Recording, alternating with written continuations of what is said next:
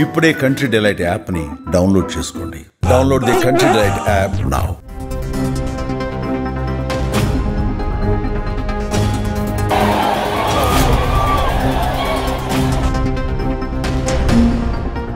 Welcome to Suman TV. This is Satyam Prasad. తమిళనాట పెను విషాదం చోటు చేసుకుంది. తమిళ వెట్రి కళగం చీఫ్ విజయ్ గత కొంతకాలంగా సీఎం పదవికి పోటీ చేస్తూ రాష్ట్ర వ్యాప్తంగా ఆయన బహిరంగ సభలు నిర్వహిస్తున్న విషయం అందరికీ తెలిసిందే. ఈ నేపథ్యంలో వారంలో 2 జిల్లాలు ఆయన పర్యటిస్తారు. ఇదే నేపథ్యంలో శనివారం తమిళనాడులోని కరూరులో బహిరంగ సభను మధ్యాహ్నం ఏర్పాటు చేశారు. కానీ ఆయన బహిరంగ సభకు కాస్త ఆలస్యంగా రావడంతో అప్పటికే ఆయన అభిమానులు, పార్టీ నాయకులు, కార్యకర్తలు, ప్రజలు భారీ ఎత్తున గుమికూడారు. ఆయన బహిరంగ సభ ప్రారంభం కాగానే ఒక చిన్నారి తప్పిపోయింది అన్న ఒక చిన్న వార్త అక్కడ ప్రజల్లో కలకలం రేపింది. అప్పుడే తొక్కిసలాట మొదలైంది. ఈ తొక్కిసలాటలో దాదాపు ఇప్పటి వరకు 35 మందికి పైగా మృతి చెందారు. 3 చిన్నారులు కూడా ఆ మృతి చెందిన వారిలో ఉన్నారన్నది అందరినీ కలచివేసింది. దాదాపు 100 మంది గాయాల బారిన పడ్డారు. ఇందులో 50 మంది పరిస్థితి విషమంగా ఉన్నట్లు కూడా అధికార వర్గాలు తెలియజేస్తున్నాయి.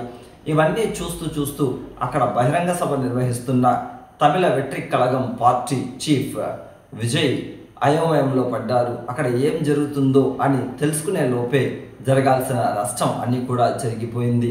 వెంటనే అధికార వర్గాలు అప్రమత్తమై 108 సిబ్బంది అందరూ క్షతగాత్రులను వెంటనే కరూరులోని వివిధ ప్రభుత్వ ఆసుపత్రులకి తరలించారు. మృతదేహాలను కూడా వారు ప్రభుత్వ ఆసుపత్రికి తరలించారు.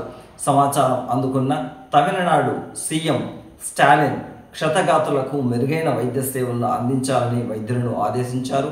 అదేవిధంగా రేపు అంటే ఆదివారం కరూరుకు స్టాలిన్ చేరుకొని క్షతగాత్రులను పరామర్శించడం, అదేవిధంగా మృతుల కుటుంబాలను కూడా ప్రగాఢ సానుభూతి తెలియజేసే కార్యక్రమం కూడా నిర్వహిస్తున్నట్లు ఇప్పటికే అధికార వర్గాలు చెబుతున్నాయి.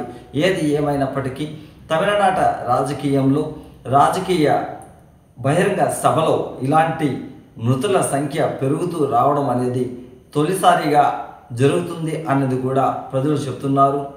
ఈ నేపథ్యంలో మేధావి వర్గం కావచ్చు, లేదా రాజకీయ వర్గాలు కావచ్చు, ప్రజాప్రతినిధులు కావచ్చు, దీనిని విమర్శ కోణంలోనే చూస్తున్నారు. ఎందుకంటే ఒక బహిరంగ సభలో ఇలాంటి తొక్కిసలాట జరిగి 3 చిన్నారులు చనిపోవడం, అందులో 30 మందికి పైగా ఇప్పటికే మృతుల సంఖ్య పెరగడం, దీంతోపాటు వందలాది సంఖ్యలో జనాలు గాయాల బారిన పడడం అనేది అందరినీ కలచివేసింది. ప్రస్తుతం తమిళనాట పెను విషాద ఛాయలు అలుముకుంటున్నాయి. ఈ నేపథ్యంలో తమిళ వెట్రి కళగం పార్టీకి ఇది ఒక మైనస్ పాయింట్గానే చెప్పొచ్చు. ఎందుకంటే ప్రస్తుతం రాష్ట్ర వ్యాప్తంగా ఎమ్మెల్యేలతో పాటు సీఎం పదవికి పోటీ చేస్తున్న విజయ్ తను ఇటీవల తమిళనాడు సీఎం స్టాలిన్ను అంకుల్ అని సంబోధించడంతో ఇప్పటికీ విమర్శలు కూడా వస్తున్నాయి.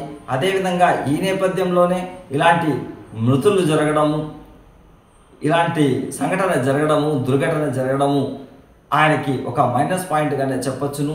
ఇప్పటికే రాజకీయ వర్గాల్లో కావచ్చు, ప్రజాప్రతినిధులు కావచ్చు, విమర్శలు వెల్లువెత్తుతున్నాయి. ఈ నేపథ్యంలో తమిళ వెట్రి కళగం పార్టీ భవిష్యత్తు ఎలా ఉండబోతుంది అన్నది కూడా భవితవ్యం ప్రజల చేతుల్లోనే ఉంది. ఈ నేపథ్యంలో తమిళనాడు సీఎం స్టాలిన్ పార్టీ దీనిని ఒక ప్లస్ పాయింట్గా తీసుకొని క్షతగాత్రులను పరామర్శిస్తున్నారు. వారికి కావాల్సిన మెరుగైన వైద్య సేవలను కూడా అందించడానికి ఇప్పటికే వైద్యులను కూడా ఆదేశించడం జరిగింది. దీన్ని ప్లస్ పాయింట్గా తీసుకొని రాబోయే ఎన్నికల్లో వారు గెలిచే అవకాశాల వైపు పరుగులు తీస్తున్నట్లుగా కూడా కొంతమంది మేధావులు తెలియజేస్తున్నారు.